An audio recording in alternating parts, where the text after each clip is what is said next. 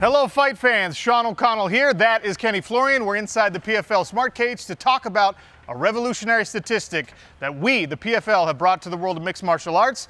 That is the fighter performance rating. That's right, and we're looking at it from a 1 to 100 scale. And what we're looking at are not only the actions inside the Smart Cage, but we're looking at the actions and the impacts of those actions and how they affect the fighters. So how does FPR apply to the striking arts? Strikes are divided into 3 categories.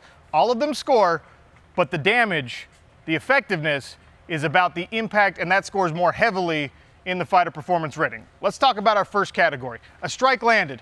You're gonna look at this most of the time as a jab, maybe a kind of a cursory leg kick. I approach Kenny, we're at distance, I'm able to land the jab.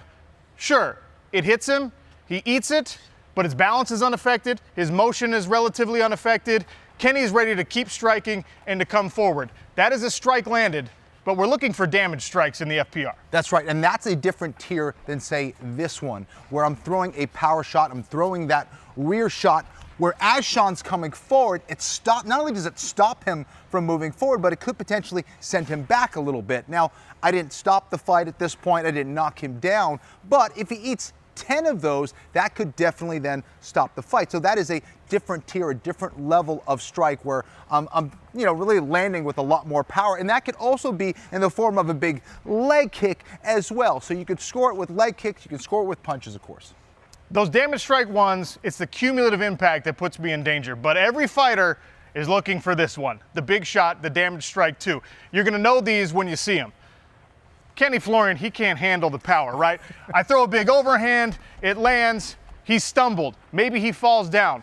But the important thing here is Kenny is in serious danger of this fight being finished immediately or almost immediately.